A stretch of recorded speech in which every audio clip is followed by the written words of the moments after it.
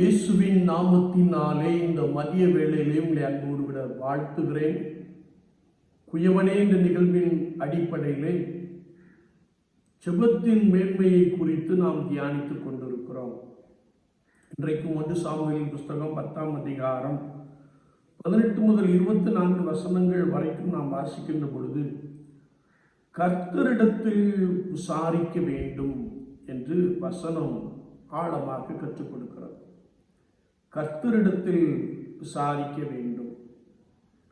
Samuel இஸ்ரவேல் ஜனங்களை நோக்கி, உங்களை இறுக பிடித்த எல்லா ராஜ்யங்களுக்கும் ராஜாக்களுக்கும் உங்களை தப்புவித்து அதிசயமாய் நடத்தி வந்த கர்த்தாதி கர்த்தரை, ராஜாதி ராஜாவை நீங்கள் புறக்கணித்து ஒரு ராஜா வேண்டும் என்று சொன்னீர்கள்.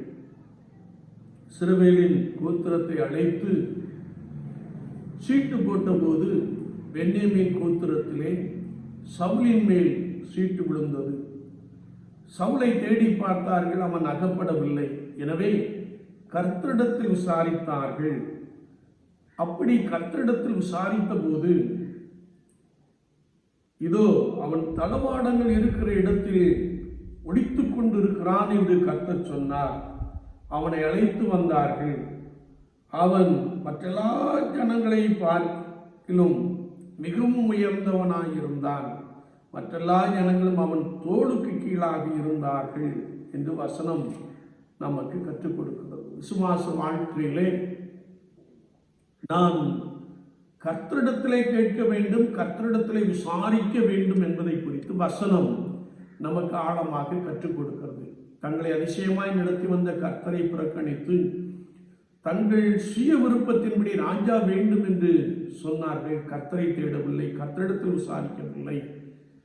மாறாக சவுலை தேடின பொழுது அவனை குறித்து கர்த்தரிடத்தில் விசாரித்தார்கள். கர்த்தர் அவன் முடித்துக் கொண்டிருக்கிறான் என்று சொன்னார். என்னை கேட்டுக்கொண்டிருக்கிறேன் அன்பு தெய்வ ஜனமே, விசுவாச வாழ்க்கையிலே அனுதின ஜீவியத்திலே நம்முடைய காரியங்களை குறித்து நாம் கர்த்தரிடத்தில் விசாரிக்க வேண்டும். மனுஷனை நம்புவதற்கு அவன் ஏமாத்துறான், இக்கட்டில் மனுஷனுடைய உதவி விருதா என்றெல்லாம் வசனம் சொல்லிக் கொடுக்கிறது. எனவே அன்றாட ஜீவியத்திலே நாம் எதை குறித்தும் கர்த்தரிடத்தில் கேட்க வேண்டும், கர்த்தரிடத்தில் விசாரிக்க வேண்டும் என்பதை குறித்து வசனம் அழகாக கற்றுக் கொடுக்கிறது. விசுவாச வாழ்க்கையிலே நாம் கர்த்தரையை நோக்கி பார்ப்போம், அவரையே விசாரிப்போம்.